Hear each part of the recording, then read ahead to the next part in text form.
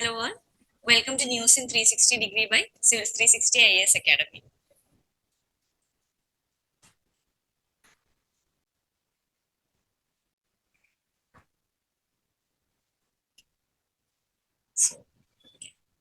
ഇന്നത്തെ എഡിറ്റോറിയലുള്ള ഒരു ന്യൂസ് ആണ് weighing in on the business as usual with China. ചൈനയുമായിട്ട് നമ്മുടെ എന്താ പറയുക എക്കണോമിക് റിലേഷൻസ് കൂട്ടണമെന്നും ചൈനയിൽ നിന്ന് ഫോറിൻ ഡയറക്റ്റ് ഇൻവെസ്റ്റ്മെന്റ് കൊണ്ടുവരണമെന്നും ചൈനയുടെ ഗ്ലോബൽ സപ്ലൈ ചെയിൻസുമായിട്ട് ഇന്റഗ്രേറ്റ് ആവണമെന്ന് എക്കണോമിക് സർവേയിൽ ഒരു അഭിപ്രായം ഉണ്ടായിരുന്നു. അപ്പൊ ആ കോണ്ടെക്സ്റ്റിൽ എങ്ങനെയാണ് ചൈനയായിട്ട് നമുക്ക് കുറച്ച് ഇഷ്യൂസ് നിലനിൽക്കുന്നുണ്ടല്ലോ, ബോർഡർ ഇഷ്യൂസ് ആയാലും അങ്ങനത്തെ പല ഇഷ്യൂസും വെച്ചിട്ട് എങ്ങനെയാണ് നമ്മൾ ഇൻവെസ്റ്റ്മെന്റുമായിട്ട് മുന്നോട്ട് പോകുന്നത്, എന്തൊക്കെയാണ് അതിന്റെ കൺസേൺസ് എന്നാണ് ഈ ആർട്ടിക്കിൾ പറയുന്നത്. സോ മെയിൻ ആയിട്ട് പറയുന്നത് ഒന്ന്, ഈ west need for economic derisking vis a vis China.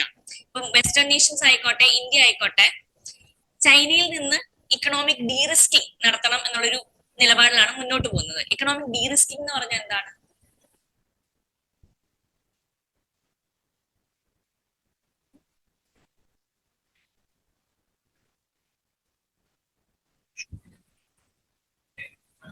അതെ, എന്ന് വെച്ചാൽ ചൈനയിൽ ഒരു ഓവർ ഡിപ്പെൻഡൻസി അല്ലെങ്കിൽ ചൈനയുടെ പ്രതി നമുക്കൊരു ഇക്കണോമിക് വൾണറബിലിറ്റി ഉണ്ടല്ലോ.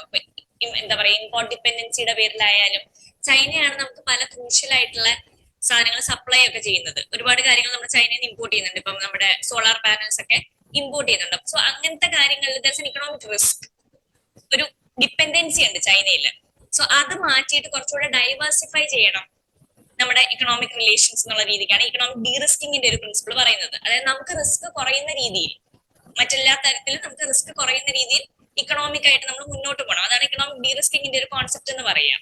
അപ്പൊ വെസ്റ്റ് ആയാലും ഇന്ത്യ ആയാലും അങ്ങനത്തെ ഒരു നിലപാട് സ്വീകരിക്കുന്നതിനെ പറ്റി ആലോചിക്കുന്നുണ്ട്. സോ ആ ഒരു കോണ്ടെക്സ്റ്റിൽ ചൈനയുമായിട്ട് പിന്നെയും എന്താ പറയാ ഫോറിൻ ഡയറക്ട് ഇൻവെസ്റ്റ്മെന്റ് കൂട്ടണം എന്നൊക്കെ പറയുന്നതിൽ ഒരു ഇഷ്യൂ ഉണ്ട്. അതൊരു കൺസേൺ ആയിട്ട് പറയുന്നുണ്ട്. അതല്ലാണ്ട് widening trade deficit with China which exceeded $105 billion in 2023. Trade deficit high ആണ്, ട്രേഡ് ഡെഫിസിറ്റ് ഇന്ത്യയുടെ ചൈനയായിട്ടുള്ളത്. സോ അതും ഒരു കൺസേൺ ആണ്. ഫർദർ അത് കൂടുമോ എന്നുള്ളത് അത് ഇന്ത്യക്ക് അത്ര നല്ലതായിരിക്കില്ല. പിന്നെ India as A most viable destination four China +1 strategy. എന്താണ് ചൈന +1 സ്ട്രാറ്റജി? ചൈന +1 സ്ട്രാറ്റജി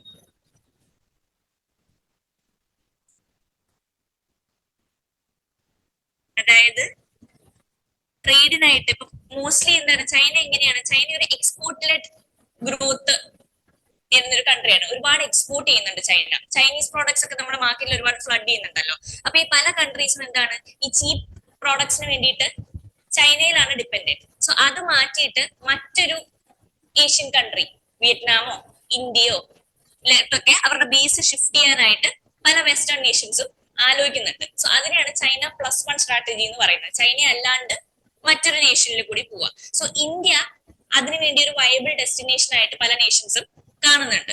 കാരണം എന്താണ്, നമുക്ക് ലേബർ സപ്ലൈക്ക് കുറവൊന്നുമില്ല, എംപ്ലോയ്മെന്റ് യൂത്ത് നമുക്ക് റെഡി ആയിട്ടുണ്ട്, ഒരു ഡെമോഗ്രാഫിക് ഡിവിഡൻഡ് ഒക്കെ ഉണ്ട് നമുക്ക്.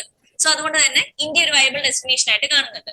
സോ ഈ ചൈന +1 സ്ട്രാറ്റജി, ഇന്ത്യ കൂടുതൽ ചൈനയിലേക്ക് പിന്നെയും ഡിപ്പെൻഡന്റ് ആയാൽ പല വെസ്റ്റേൺ നേഷൻസും പിന്മാറാൻ സാധ്യതയുണ്ട് എന്ന് ഈ ആർട്ടിക്കിളിൽ അഭിപ്രായപ്പെടുന്നുണ്ട്.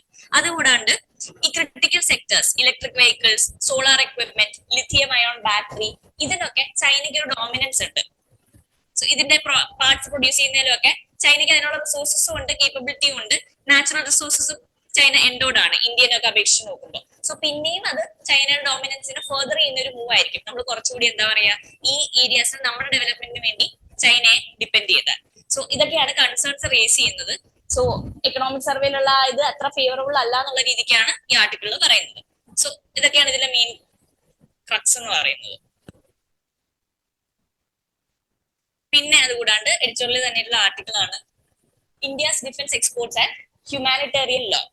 ഇത് GS4 എത്തിക്സ് പെർസ്പെക്റ്റീവില് ഈ ഡിഫൻസ് എക്സ്പോർട്സിന്റെ ഒരു എത്തിക്കൽ വശം എങ്ങനെയാണ് വരുന്നത്, എന്തൊക്കെയാണ് അതിനുള്ള ഒരു ഇന്റർനാഷണൽ സ്റ്റാറ്റ്യൂട്ട്സ് എന്നുള്ള രീതിക്ക് സംസാരിക്കുന്ന ഒരു ആർട്ടിക്കിൾ ആണ്.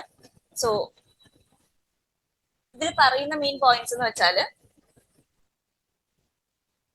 ഒന്ന്, ഇപ്പൊ യൂറോപ്യൻ യൂണിയന്റെ കാര്യത്തിലൊക്കെ അവർക്കൊരു റെഗുലേഷൻ ഉണ്ട്. International humanitarian law, IHL violation, അതായത് വാർ ക്രൈംസ് അല്ലെങ്കിൽ ഹ്യൂമാനിറ്റിക്ക് എതിരെ ഡിഫൻസിന്റെ എക്സ്പോർട്സ് പ്രവർത്തിക്കുമെന്നുണ്ടെങ്കിൽ ആ എക്സ്പോർട്സിനെ പ്രൊഹിബിറ്റ് ചെയ്യുന്നുണ്ട് യുന്റെ റെഗുലേഷൻ. അതുപോലെ തന്നെ UK ഒരു ലോ ഉണ്ട്.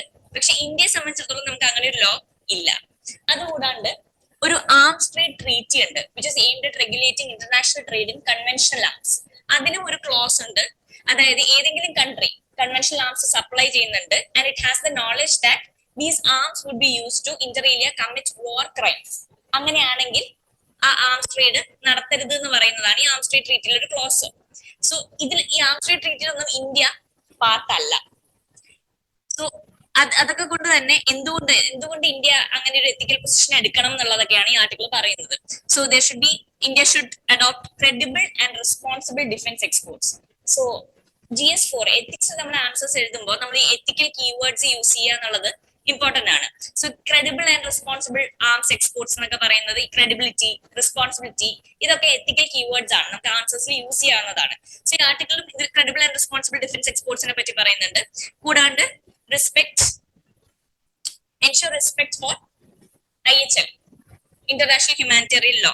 ഇത് ജനീവ കൺവെൻഷൻ എന്ന് പറയുന്നത് human rights declaration, human rights convention ആണ്. ഹ്യൂമൻ റൈറ്റ്സിന്റെ ഒരുപാട് ആർട്ടിക്കിൾസ് പറഞ്ഞിട്ടുള്ളതാണ്. സോ അതിൽ article 1 respect and ensure respect for IHL പറയുന്നുണ്ട്. ഇത് ഇന്ത്യക്ക് ബാധകമായ ഒരു പ്രോട്ടോകോൾ ആണ്. സോ അത് പ്രകാരമെങ്കിലും ഇന്ത്യ ഡിഫൻസ് എക്സ്പോർട്സിൽ എന്താ പറയാ കുറച്ച് വേറി ആവണം. കാരണം നമ്മൾ ഇസ്രായേലിലേക്ക് ആംസ് എക്സ്പോർട്ട് ചെയ്തിട്ടുണ്ടായിരുന്നു. സോ അതിനെതിരെ ഒരു public interest litigation file ചെയ്തിട്ടുണ്ടായി.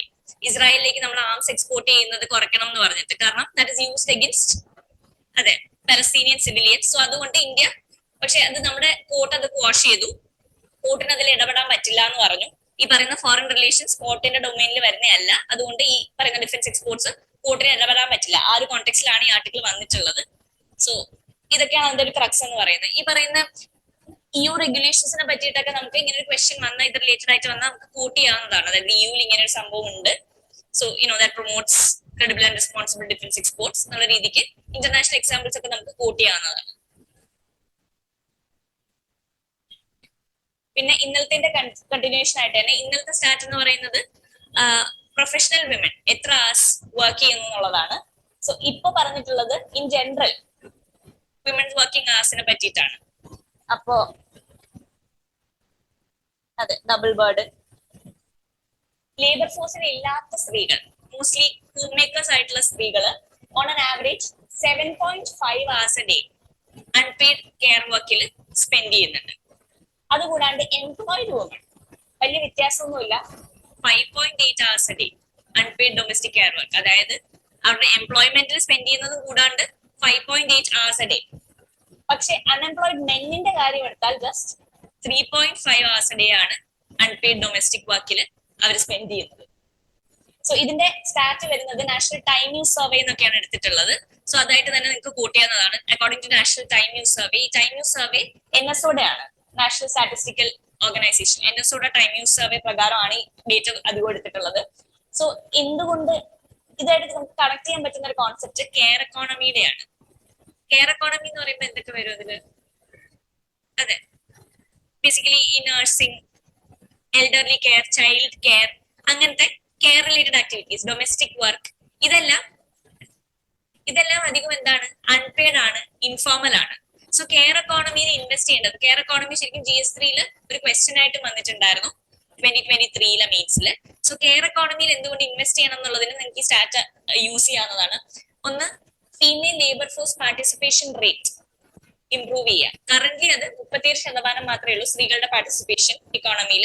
So അത് കൂട്ടാൻ നമ്മൾ കെയർ എക്കോണമിയിൽ ഇൻവെസ്റ്റ് ചെയ്താൽ ഒന്ന് എന്താണ്, ഇപ്പൊ നമ്മൾ പെയ്ഡ് ക്രഷ് ഫെസിലിറ്റീസ് ഒക്കെ ഇല്ലേ, ഈ കുട്ടികളെ നോക്കുന്ന ക്രഷ് ഫെസിലിറ്റീസ്, ഡേ കെയർ പോലത്തെ ഫെസിലിറ്റീസ്, അതെ, അംഗൻവാടീസ് പോലത്തെ നമ്മൾ കൊടുത്താൽ എന്താണ് സ്ത്രീകൾക്ക് ദേ ക്യാൻ ഹാവ്, അതെ, ടൈം ഉണ്ടാവും to engage in paid employment. So അതൊക്കെ എന്തിന് ലീഡ് ചെയ്യും? To improve female labour force participation rate. പിന്നെ reduce double burden on employed woman. അതാണ് നേരത്തെ പറഞ്ഞത്. ഡബിൾ ബേർഡൻ എന്ന് പറയുമ്പോൾ എന്താണ്? ഒന്ന്, ഡൊമസ്റ്റിക് ചോർസും ചെയ്യണം, രണ്ട്, വർക്ക് ഔട്ട്സൈഡ് ഹോമും ചെയ്യണം. സോ ഈ ഡബിൾ ബേർഡൻ കുറയ്ക്കാൻ സഹായിക്കും. മൂന്ന്, enable leisure and improve mental health of women. ലീജറിന് ടൈം കിട്ടുക എന്നുള്ളത് സ്ത്രീകൾക്ക് പലപ്പോഴും പോസിബിൾ ആവാറില്ല. സോ ഇത് കൂട്ടാൻ വേണ്ടി കെയർ എക്കോണമിയിൽ ഇൻവെസ്റ്റ് ചെയ്യേണ്ടതായിട്ടുണ്ട്.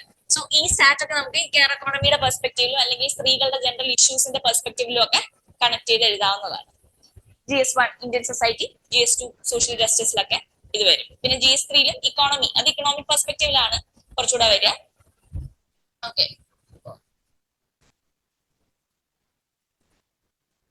അതുകൂടാണ്ട്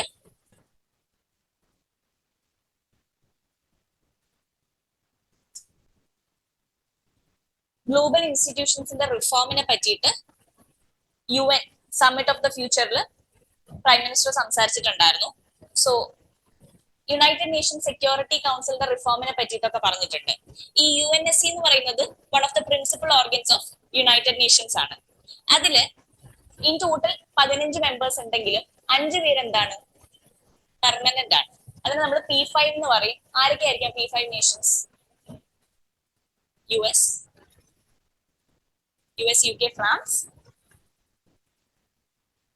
UK, ഫ്രാൻസ്, റഷ്യ, ചൈന. അതെ, ഇതാണ് P5 എന്ന് പറയുന്നത്. ഈ P5 ശരിക്കും UNSCയുടെ പെർമനന്റ് മെമ്പേഴ്സ് ആണ്. അവർക്ക് വീറ്റോ പവർ ഒക്കെ ഉണ്ട്. UNSCയുടെ ഡിസിഷൻസിൽ അവർക്ക് ഏതെങ്കിലും തീരുമാനം വേണ്ടെന്ന് പറഞ്ഞാൽ the can use there veto power. ആ തീരുമാനം റദ്ദാക്കാനുള്ള പവർ ഒക്കെ അവർക്കുണ്ട്. പക്ഷെ ഈ UNSC എന്ന് പറയുന്നത് ഒട്ടും, ഈ P5 ഒട്ടും ഇൻക്ലൂസീവ് അല്ല. സോ ഇന്ത്യ ഇതിന്റെ റിഫോംസിന് വേണ്ടിയിട്ട് കുറച്ചു കാലമായിട്ട് പുഷ് ചെയ്യുന്നുണ്ട്. അതായത് എന്താ പറയാ, ഏറ്റവും ലാർജസ്റ്റ് മോസ്റ്റ് പോപ്പുലസ് കൺട്രി ആയ ഇന്ത്യ റെപ്രസെന്റഡ് അല്ല. ആഫ്രിക്കൻ നേഷൻസിന് റെപ്രസെന്റേഷൻ ഇല്ല. സൗത്ത് അമേരിക്കൻ നേഷൻസ് റെപ്രസെന്റേഷൻ ഇല്ല. അപ്പൊ ഇതൊക്കെ ഒരു ഇഷ്യൂ ആയിട്ട് റേസ് ചെയ്ത് ഇന്ത്യ UNSCയുടെ റിഫോംസ് ഈ P5 എക്സ്പാൻഡ് ചെയ്യണം എന്ന് പറയുന്നുണ്ട്. അപ്പോ അതുകൂടാണ്ട് തന്നെ ഇന്റർനാഷണൽ ഇൻസ്റ്റിറ്റ്യൂഷൻസിന്റെ റിഫോം പറയുമ്പോൾ WTO, അത് ഡീറ്റെയിൽ ആയിട്ട് നിങ്ങൾ ക്ലാസ്സിൽ പഠിക്കും. WTOയുടെ റിഫോംസും ഒക്കെ ഇന്ത്യ പുഷ് ചെയ്യാറുണ്ട്. സോ അതിനെ പറ്റിയിട്ടൊക്കെ പ്രൈം മിനിസ്റ്റർ സംസാരിച്ചിട്ടുണ്ട്. അതുകൂടാണ്ട് ഒരു കോട്ട് ഉണ്ട്. The success of humanity lies in our collective strength, not in the battlefield. ഇങ്ങനത്തെ കോട്ട്സ് ഒക്കെ നമുക്ക് ആൻസേഴ്സിൽ എവിടെയെങ്കിലും യൂസ് ചെയ്യാവുന്നതാണ്. കൺക്ലൂഷനിലോ എവിടെയെങ്കിലും ഒക്കെ പ്രൈം മിനിസ്റ്റർ ഇങ്ങനെ പറഞ്ഞിട്ടുണ്ട്. എത്തിക്സിന്റെ ആൻസേഴ്സിലൊക്കെ കളക്റ്റീവ് സ്ട്രെങ്ത് ഓഫ് ഹ്യൂമാനിറ്റിയിലാണ് സക്സസ് ഓഫ് ഹ്യൂമാനിറ്റി കളക്റ്റീവ് സ്ട്രെങ്ത്തിലാണ്, ബാറ്റിൽ ഫീൽഡ് അല്ല. വാറിനെ കുറിച്ചുള്ള ക്വസ്റ്റ്യൻസ് ഒക്കെ വന്ന കൺക്ലൂഷൻ ആയിട്ട് അത് നമ്മളൊരു ഗ്ലോബൽ സ്റ്റേജിൽ പറഞ്ഞു എന്നുള്ള രീതിക്കൊക്കെ പറയാവുന്നതാണ്. പിന്നെ അതുകൂടാണ്ട് ഇപ്പം ശ്രീലങ്കയിലെ ഇലക്ഷന്റെ റിസൾട്ടിനെ പറ്റി വായിച്ചായിരുന്നല്ലോ. ശ്രീലങ്കൻ ഇലക്ഷൻസിൽ പുതിയ പ്രസിഡൻഷ്യൽ ഇലക്ഷൻ നടന്നു. അനുരകുമാർ ദിസനായകെ പുള്ളി പ്രസിഡന്റ് ആയിട്ട് ഇലക്ട് ആയിട്ടുണ്ട്. അപ്പോ ആ കോണ്ടെക്സ്റ്റിൽ ഇനി എന്തൊക്കെ ചേഞ്ചസ് വരും എന്നുള്ളത് ന്യൂസ് പേപ്പറിൽ വരുമ്പോൾ മാറാം. ഇന്ത്യ ആയിട്ടുള്ള റിലേഷൻസ് എങ്ങനെയാണ്, പുള്ളി പ്രോ ചൈന ആയിരിക്കാം എന്നുള്ള കൺസേൺസ് ഒക്കെ ഉണ്ട്. പക്ഷെ നമുക്ക് അറിയില്ല പുള്ളി എങ്ങനെയാണ് എൻഗേജ് ചെയ്യാൻ പോകുന്നത്. സോ അത് ഇന്ത്യയെ എങ്ങനെ എഫക്ട് ചെയ്യുമോ ഇല്ലയോ, അതൊക്കെ നമുക്ക് ന്യൂസിൽ ഇനി വരുമ്പോൾ ഫോളോ ചെയ്യേണ്ടതാണ്. ഓക്കെ, അതുകൂടാണ്ട് കൂടിയാട്ടത്തെ പറ്റിയിട്ട് ഒരു ന്യൂസ് വന്നിട്ടുണ്ട്. സോ ഇങ്ങനത്തെ കൾച്ചറൽ ഫോംസ് ഉണ്ടല്ലോ, റീജിയൻസ്, സ്റ്റേറ്റ്സ് അല്ലെങ്കിൽ റീജിയൻ അല്ലെങ്കിൽ സ്പെസിഫിക് കൾച്ചേഴ്സിന്റെ ആർട്ട് ഫോംസ് പ്രിലിംസ് പെർസ്പെക്റ്റീവില് നമ്മൾ നോക്കി വെക്കുന്നത് നല്ലതായിരിക്കും. കൂടിയാട്ടം ഇപ്പൊ നമുക്കറിയാം എവിടുത്തെ ആർട്ട് ഫോം ആണെന്നുള്ളത്. ഇപ്പൊ ഇതിനു മുന്നേ കഴിഞ്ഞ കൊല്ലം 2024 അല്ല ഈ കൊല്ലം തന്നെ 2024 പ്രിലിംസില് ഛാവ് ഡാൻസിനെ പറ്റിയിട്ട്, ഗാർബ, ഈ യുനെസ്കോയുടെ ഒരു ഇൻടാഞ്ചിബിൾ കൾച്ചറൽ ലിസ്റ്റ് ഉണ്ട്. ലിസ്റ്റ് ഓഫ് ഇൻടാഞ്ചിബിൾ കൾച്ചേഴ്സ് എന്ന് പറഞ്ഞിട്ടുള്ള ഒരു ലിസ്റ്റ് ഉണ്ട്. അതിൽ ഏറ്റവും ലേറ്റസ്റ്റ് ആയിട്ട് ഇന്ത്യയിൽ ഇൻക്ലൂഡ് ചെയ്ത് ഏതായിരുന്നു എന്നായിരുന്നു ചോദ്യം. സോ ഇതുപോലത്തെ ആർട്ട് ഫോംസ് അത് യുനെസ്കോയുടെ ലിസ്റ്റിൽ ഉണ്ടെങ്കിൽ അത് ഇമ്പോർട്ടന്റ് ആണ്. അതൊക്കെ പഠിച്ചു വെക്കുക. അത് എവിടത്തെയാണെന്ന്. ഇപ്പൊ യക്ഷഗണ അത് എവിടത്തെയാണ്? കർണാടക. അതെ, കർണാടകയിലെയാണ് യക്ഷഗണ. ഇപ്പം മുടിയേറ്റ് കേരളത്തിന്റെ തന്നെയാണ്. എനിക്ക് തോന്നുന്നു കൂടിയാട്ടവും മുടിയേറ്റവും ഏതോ PYQല് വന്നിട്ടുമുണ്ട്. ഞാൻ ആ ക്വസ്റ്റ്യൻ സെർച്ച് ചെയ്തിട്ട് കിട്ടിയില്ല. സോ ഇത് കൾച്ചറൽ ഫോംസ് ഒക്കെ ഇങ്ങനെ ന്യൂസിൽ വന്നാൽ എവിടത്തെയാണ് എന്നുള്ളത് നോക്കി വെക്കുക. യുനെസ്കോ ലിസ്റ്റിൽ എന്തെങ്കിലും കയറുന്നുണ്ടോ, എന്തെങ്കിലും ആർക്കിടെക്ചർ അതൊക്കെ വരുന്നുണ്ടെങ്കിൽ ന്യൂസിൽ ഇമ്പോർട്ടന്റ് ആണ്. Prelims perspective art and culture